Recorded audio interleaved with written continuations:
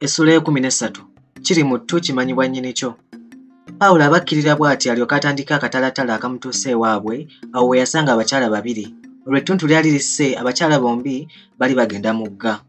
Okuva eno yonna ku dduuka Pawulo yatambula mukungujjo ng'akutesa omutwe era abakyala yabeekangira kumpi. Nabo bamwekanga bwekanzi kubanga baali ku mboozi. Kyeyava abalamusa nti, musiibye mutya nno bannyabo. Kyokka teyabatunuulira era nabo tebaasooka kumwetegereza, naye bw'amala okubayitako ne batunula emabega. Mu butali bugenderevu naye n'atunulayo. Nnyabo ekirani kinani akyese ku kyalo kyaffe. Bannange ekisajja tekifangeera, ng'omuntu alabye. Omukyala omulala kyava addamu nti, y'ani oyo? Kooli nti, gwe tokimanyi kino ekisajja kirogoera ekitemu kizzukulu kya kaawonawo. Yii, maama nga baakyogerako nnyo mu mawulire. Ko munne nti, vaawo, ky'ogamba nti ono atuyisizza Pawulo. Ng'afuukaanye, oba olimba. Pawulo mulenzi wansi yonna yandibadde na mu mmotoka. Omanyi nze kamwa kwogera Pawulo yankwanako, olwo nno nga yakava ebuzungu waabwe. Naffe twaliwo munnange, ye yanzija mu ssomero era yali akyayongera okulombojjera munne ebyemabega oli n'amusala ekirimi nti, oyo omusajja bw'atyo. Omanyi nze nali muyita kizibwe, naye bwe nagenda ku nnaku zange eyo ku kibuga n'ankwana, omanyi ye taggwa kwana. Bwe namugaana yafuuka mpalana. Ye ggwe emisango tewagiwulira gye namuwawabira ku kika. Omanyi bamugoba ne mu kika, bwe yava nno ku ebyo yadda mu kutomeza abantu mu mmotoka. Ye munno nno oyo. Abakyala bano bombi omu yali Nambalirwa, omulala Perusi. Nambalirwa ne Perusi kikazikazi bagenda okumalayo emboozi yaabwe nga n'okutuuka batuuse ku luzzi. Mu butuufu Nambalirwa olwategeera nti omuntu gwe bayiseeko ye Pawulo teyaddayo kuwuliriza Perusi bye yayogeranga, wabula yamalanga gakkiriza. Yali yeesunga bwesunze okusisinkana mukwano gwe ow'edda, anti bajjajja baalugera nti omwana w'omutaka. Era olwamala okusena amazzi ne munne teyamulinda n'asaawula engere, Perusi yakandanga kumulagiriza ng'alinga omwokyeko omuliro. Olwatuuka eka kyazira ku ssansuwa wansi nga Nambalirwa yeerongoosaako okutemya n'okuzibula ng'ali ku lugendo olugenda ku kibanja kyanguli kaawonawo gye yateebereza nti Pawulo gye yali agenze, era teyali mukyamu. Kyokka bw'aba atuuka awaka bw'ati n'asooka atya okukyama.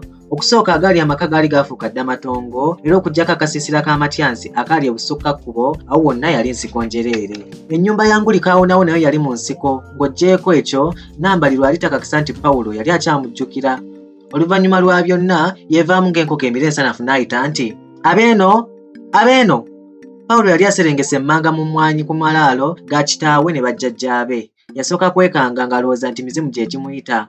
Naye yagenda okwetegereza nga ddoboozi lya muntu, kyeyava ayitaba era n'akwata ekkubo okuddayo eka. Kyokka nga yeewuunya ani ayita abantu mu kifulukwa. Oli yali awanudde ne paapaali lye yaliise yakamuli, era yagenda alya geno bw'afuuwa n'oluwa omuntu ayise aleme kutya nnyo. Naye bw'aba atuuka bw'atyo emmanju gye yakuba ku maaso nga ku muntu ono ddala. Ye teyasooka kumutegeera yamala akaseera ng'amugeza amaaso. Amaaso gaali gamumanyi era ng'afaanana Nambalirwa, naye kyali kiyinzika kitya. Bombi baalwawo nga basiriikiridde, naye oluvannyuma ate bombi nga balinga abaduumire, omu n'ayita munne nti, Ssaalongo wange. N'oli n'amuyita nti, Nambalirwa. Obutakulimba paapaali Pawulo gye yali ssuula tewali yamanyaayo, n'adduka ne Nambalirwa n'adduka ne basisinkana ku lusebenju ne bagaŋŋana mu bifuba. Era mu kifo ky'okubuuzaganya Nambalirwa yaddamu kukaaba. Ezziga ly'essajja liva wala naye Pawulo yagenda okuwulira nga naye ayunguka ebiyengeyenge. Kyava atunula ebbali bwe yatemya amaziga ne gakulukuta. N'agasangula n'engalo ze n'afeesa. Kyeyava abuuza Nambalirwa nti, ndaba gwani, okyali Nambalirwa? Omuwala ekibuuzo ekyo yakiraba ng'ekyobusirusiru era yamala gakiddiramu nti, gwe olaba nkyuse nnyo, weewaawo ekyalo kinkutudde naye nze Nambalirwa. Pawulo yasekera mu kikonde kyava amubuuza nti, watuuka otya ewaffe eno? Nkumanyidde eri. Ye bannaaye otogedde otya nti nzize, nandi si obadde onoonya muntu mulala? Ko Nambalirwa nti, nnyabo nze nina amaaso siringa ggwe atalaba. Emboozi yeeyongera okugwa amakerenda. Nambalirwa n'ategeeza Pawulo nga bwe yaakamala kuwa binoga emyaka 3 emiramba era ng'abeera wa taata we omuto, era olwo Pawulo ne Nambalirwa baali batudde awo ku lubengo olwali mu luggya. Bwe waayita akaseera Nambalirwa n'asiibula nti, munnange kaŋŋende, taata talwakubuuza nga tandaba. Teefeera olubuto taata wa Nambalirwa omuto bali bamanyiganye nnyo ne Pawulo, kubanga buli lubuto lwe yamusisinkananga ng'amuyita mutabani, ne mu kugenda e Bulaaya lubuto yeegattira wamu ne bazibumbira ne bawolekera ku Pawulo okumutuusa entebe ku kisaawe ky'ennyonyi. Awo nno Pawulo bwe yategeera nti lubuto taata wa Nambalirwa nti era omuwala gy'abeera ennaku zino yamanya nti kisalidde mu ntamu. Bwe yali asiibula Nambalirwa, Pawulo yamubuuza oba ayinza okugenda okumulabako enkeera. Ko Nambalirwa nti, ewaffe tetugoba bagenyi. Ate munnange Pawulo yandibadde ayagala wambazzi Olwo yasula wa Matyansi. Matyansi yali muliraana w'omu Ddembo w'ekifuluka ky'Abaazibumbira taata wa Pawulo. Akayumba ka Matyansi kaali ka ssubi nga ka kisuuwa. Tekaalimu kisenge, mwalimu ebitanda ebisite bibiri era nga biriraanaganye. Wansi w'ekimu ku bitanda bino yali enkoko emaamidde. Ennyumba yalimu obuloolo bungi kyokka Matyansi yali akumye ekyoto okugoba ku buloolo buno. Matyansi Pawulo yamwalirawo ekitentegere kyokka kye yalina era oluusi kwe yanogeranga emmwanyi.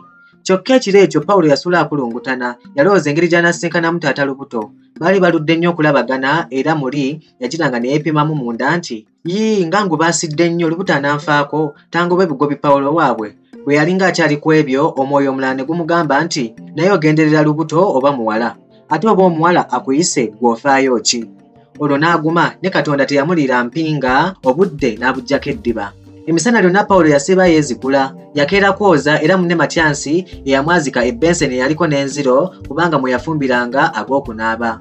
N'amuwa n'ekitole kya sabbuuni limi lya ng'ombe era yamwazika n'ekiwale mwe yasiiba nga ziri azaanise anti omumanyi omwavu lwayoza takyala ate oluusi ayoza kiro. Ebyembi Matyansi teyalina paasi, Pawulo engoye yazigoloza ngalo. Bwe yazisingako nga zimaze okukala n'azinyigiriza atera afunemu obukindo. N'ebigatto bye yabisiimula bulungi ne biddirawo ddala. Era alaba obudde nga bunaatera okutuuka ne yayizigulako wamma ggwe bwe yayambalangako n'adda buto.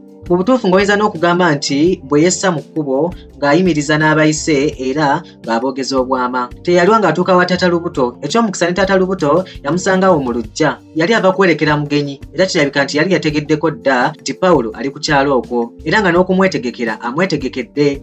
Anti yamulabira eri n'amuboggokera nti muva Bulaaya otugamba ki? Pawulo yeesisiwala wabula olw'okuba yali takyayinza kukyuka kudda nnyuma kyava addamu nti nedda ssebo nzize kubalabako bulabi. Olubuto nti ng'otulabako ki? Mbadde nti watwegaana dda. Yali akyayongera okufukumula agagambo mwannyina temusanyukira kyava ava mu nju n'agamba nti naawe baaba olimba omugenyi tomulinda nakutula ng'omuboggokera otyo wamma yingira. Ko lubuto nti ate kuboggoka ki? Gwe wano towulidde Perusi by'ayogedde? Wabadde ayogera nga tumuwakanyizza. Perusi si ekizibe w'oyo ddala. Ko temusanyukira nti engambo za kuno nno wamma taata tuuliraawo era dde musulayo mutya nno otubuze ku maaso. Ko Pawulo nti mitawaana nnyabo. Ko temusanyukira nti twagiwulira era baaba mulabye najjo ng'otusuulidde omwoyo. Ozze emizimu gy'ewammwe gikuwunyeko okoze bulungi. Temusanyukira omugenyi yamutuuza mu luggya era kino Pawulo kyamuyamba okunoonyesa amaaso n'ambalirwa. Oba nno yali mu nju oba yali mu nnimiro oba yali agenze mugga. Leero Pawulo n'abeera awo nga tamanyi kyakukola. Yali agenda okwevaamu abuuze yagenda okuwulira ng'enswagiro mu mmwanyi. Muli n'asaba zibe nga ze za munne era yakyuka mpola n'atunulayo. Kyamubuukako kubanga enswagiro zaali za jjajja wa waka maama wa lubuto. Olwo ne temusanyukira eyali anyumya yali aleseeyo ng'ali awo bubeezi. Mpozi yategeera nti Pawulo aliko ebizibu bye ebimuleese. Pawulo yasalawo ga kusiibula ng'anti talaba bw'anaatandika kubuuza munne gy'ali. Naye bwe yali asiibula bw'ati temusanyukira kyava amugamba nti ne mukazi we tolinze kumubuuzaako. Maama ng'ate empisa ze zisiiwuukidde mu kibuga ne zikamala. Ko Pawulo nti mukazi wange ani nnyabo? Ko temusanyukira nti Nambalirwa bwe tubadde tugamba nti n'okukuleeta yakuleese otyo naye wuuyagguse. Nambalirwa jangu wano olabe ku eyali balo. Mwana wange n'okusiibula abadde asiibula nga tabuuzizza na gy'oli. Baze ki? Mwami Pawulo ogguse ddi tolaga? Nasanyusa okukulaba. Bwe baamala okulamusaganya Pawulo n'agamba nti munnange ze simanyangako kyeno naye wammwe nze mbadde nzize kulaba ku bakulu banno. Olwamala ebyo ng'asiibula kwasenga nti katukuwerekereko onoobanga eyazze okusaba omunnyo. Baamulinnyirako bulinnyizi mu musaayi kyokka yafuna akaseera okugamba Nambalirwa nga bw'amuwoze olugendo. Ko Nambalirwa nti njija kukutumira. Olwali okukuba amabega temusanyukira n'asuna ku muwala we nti owange eyali balo ng'agubaasidde. Wawona mwana wange omusajja yenna alinga ataasoma nako. Ye bannaye gundi Perusi atugamba mbu yazze eggulo yasuzeewa. Kyokka temusanyukira yagenda okulaba ng'ebigambo Nambalirwa tebimusanyusa bulungi kyava amugamba nti naye ndowooza omusajja oyo wali omwagala nnyo. Buma obufumbo Katonda yabutegeka. Nze ndaba Ssere asinga Pawulo emirundi mingi mu ngeri zonna. Singa temusanyukira bwe yayogera ku linnya Ssere Nambalirwa ne yeekanga n'ajugumira mu mutima gwe. Najjukira ebintu byonna ebyaliwo ku Sande eyali eyise. Abagenyi abakyala baali bazze okuwerekera ku Ssere ng'aleeta omutwalo. Lwali lunaku lukulu mu maka ga lubuto olwa Sande eyo eyayita. Mpozi nga lwenkanako ne Ssere lwe yajja okumwanjula. Ku Sande eyali eyise Ssere ne banne baali baleese omutwalo n'ebintu byonna ebyabasalirwa.